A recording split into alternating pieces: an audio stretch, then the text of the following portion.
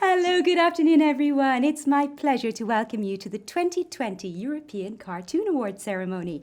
And welcome to Maastricht, the birthplace of the European Union, where the treaty which bears its name was negotiated and signed.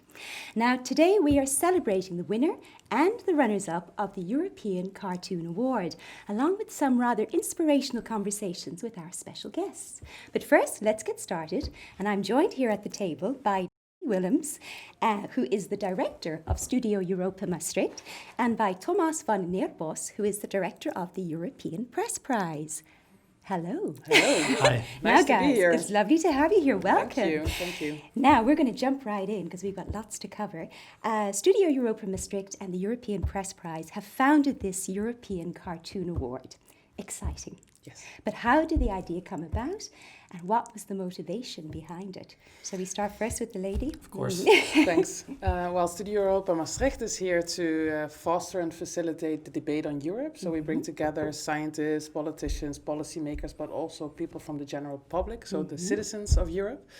To foster this debate, we do all kinds of activities, events and projects, and the European Cartoon Award is one of those. So for us to have a cartoon award on with the theme Europe was a very natural step, and we joined forces with the European Press Prize as a founding partner for this prize. I think the power of cartoons is quite obvious to a lot of people. We will also view some of the runners-up, and of course we will see the winner of the Cartoon Award. It's an image that speaks louder than 1,000 words. It triggers something immediately. It's also, it's not depending on the language you speak, and often it also triggers a certain emotion in people immediately. But it's also a profession that I could say has a lot of tension and pressure on it.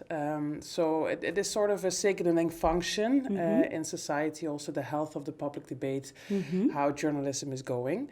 I think the trigger was also the fact that the New York Times, which is also for a lot of journalists, the flagship to how to do journalism, they actually cancelled the publication of political cartoons. So the US edition already cancelled it, and in last year also the international edition of the New York Times cancelled because of the publication of a cartoon by a Portuguese cartoonist depicting Netanyahu as on a leash together with Trump. So quite controversial, and where the cartoonist didn't really understand or didn't mean it as anything that is anti-Semitic.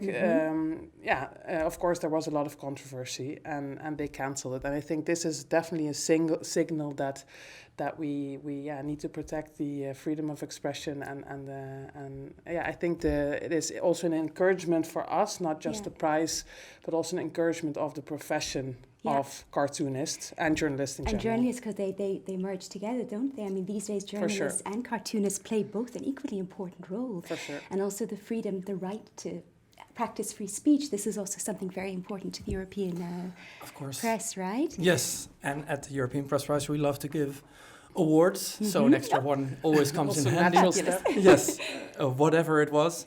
No, but we do think it's important to showcase quality cartoons, and I think cartoons are perfect for an international community because they can travel with huge effects, like we've seen sometimes in a positive way when a cartoon changes a debate throughout Europe. Sure. Actually, the wars have changed because of excellent cartoons, both in the First World War as in the Second one, but also more recent. For instance, the cartoons by Danish cartoonists have had huge implications for cartoonists throughout Europe and a debate in Europe as well. Okay, so indeed there is a market, if you like, almost to showcase cartoonists, and this is a part of the aim of this prize as well, right? To allow them to Yeah, to but show I their think art. also in support of, because if Yes. cartoonists have to think twice about the theme they want to cover, if they avoid certain themes, if they find it difficult to sell their work to newspapers because of the critical voice The they repercussions that have, could come. then I think definitely this an award like this draws the attention to the importance of the work they do, and also to the work in the freedom of expression. Absolutely, yeah. I think you could yeah. see them as endangered species, almost. Yes. Their space is being limited, Yeah. both in the newspapers Yeah. and in the topics they can cover. Yeah, They get paid less and less. They Yeah. get fired more and more. yeah, They get threatened, not just far away, but in Europe as well. yeah. And I think an award is not just support, but it's also giving people a room, ideally, full of people that say you are doing important and brave work, Yes. and we are supporting you. It's almost like a safe space, right? Which is kind of worrying that you need to designate something like that. But I mean, it's wonderful because it's a rather generous prize that this award is giving, and I understand that there was almost like 300 applicants from around the world, which is really showing testament that there is a hunger for this type of award, right? Yeah, and a testament that the prize was generous enough. I think it's important to be generous because to showcase quality, you have to get a lot of entries in Yes. to get the best of European cartoonists. And I also think it's important to give people the opportunity to create more quality cartoons. And 10,000 euros gives you the opportunity to collaborate, to have time to actually make them, to buy materials, but maybe even more important in this day and age, it can give independence to cartoonists to maybe draw something that they want instead of what some editor at some newspaper allows. This is very true. And in this world of, social media where the world has become almost tiny because you can reach everywhere now, it's a perfect opportunity, isn't it, to use that and work with it and everything. And you were speaking earlier about around Europe and in the US where, cartoons are being cut from papers and, terrible stories about cartoonists being threatened and imprisoned and Also things in like Europe, this yeah. in Europe as well. I mean, it's quite it's a worrying trend, isn't it? Isn't it brave of you guys to go out there with all this going on and say, hey, we're going to reward this and show our support?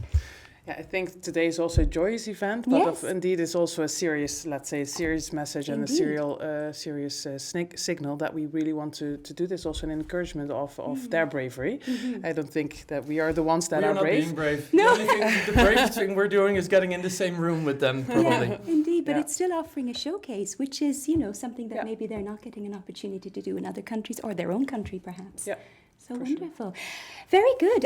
Well, yeah, I've got to say, first of all, congratulations. I've had a look at there was a short list of 16. They were Yeah, all we were very very good. impressed, Yeah, yeah. indeed. So, I mean, we'll talk later with some people about how they chose the winners. But I think you guys, are you proud of how the first cartoon award has run? It's the first edition, of Yes. course, and it's always an experiment. Thomas has a lot of experience already with this type of awarding of journalism. Yes. And I think the number of entries and the quality for sure is really impressive. And so it's not just our idea that we find it is a good idea and an act of encouragement, but it's also there's a need apparently. So I think we're very proud of the result as partners, and we will join forces again for the second That's edition. what I was going to ask, but I wasn't sure if it was a secret. Is there going to be a cartoon award in 2021? Yes, there is. Yay. Yay. And we are very proud of what we have done this year, but we're hoping, of course, for bigger and better and showcasing those brave journalists even There's more. new news to be covered, and of course we had deadlines like any other awards, but then Corona happened, and we have all kinds of issues that we will see in the second edition that we look forward to that are worthwhile covering. Yeah, well, of course, you will take all of the challenges you encountered with this year, I suppose, and COVID-19 was certainly probably a We large will one one as day well. have a COVID-free COVID-free cartoon award, but And maybe then- not this year. Yeah, maybe not this year, sadly, but it's very exciting to know that this is going to go on and grow and get bigger and bigger. I mean, it's really exciting, no? For sure. And all of that happening here in Maastricht. It's very cool. Now, we have another little treat for you guys, so please stay around for the moment. Before we move on to the next section, we're actually going to watch a little short film. And this is about the Cartoon Award, European Cartoon Award 2020. And it actually shows some interviews with most of the nominees, and how they think cartoons can foster a debate in Europe. So let's take a look. Well, I think, the medium as a whole is great at being able to capture a moment in time. We proudly present the first edition of the European Cartoon Award, showcasing the best cartoons created in Europe. But what is the role of cartoons in today's society? And how can cartoons foster the debate on Europe?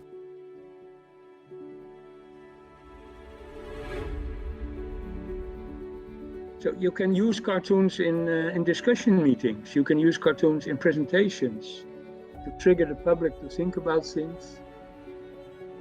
They can trigger because in one view you see what the cartoon is about, and in a cartoon you're exaggerating subjects and ideas. And so people are thinking, no, that's too heavy, I don't agree. Or people think, yes, that's right. It just works for the viewers and the people who are involved in it. They recognize it and they agree. But that's not the main group you want to reach. It's you want to have it in a more broader perspective, so that also people who aren't really involved see this and say, hey, what's going on there? The fun thing about cartoons is that you can show, of course, a whole subject in one picture. You cannot unsee it. Once you saw it, it sticks with you. Well, I think, the medium as a whole is great at being able to capture a moment in time.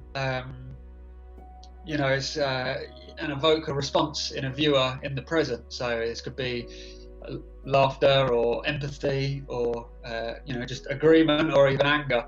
And cartoons are able to do that because they can take often complicated issues and summarize them in a digestible image that kind of jumps out of the page or the screen and whacks the viewer in the face. And I think that's why they're important, because there's not really a medium that seems to be able to do that, which means that they often get a lot more of a visceral response than maybe an article, because you actually have to read the article, whereas a cartoon will just jump out. Collecting that for the future as well, and looking at a cartoon from the past and going, oh yeah, that's what was going on then, in a way that a photo might not be able to tell the whole story.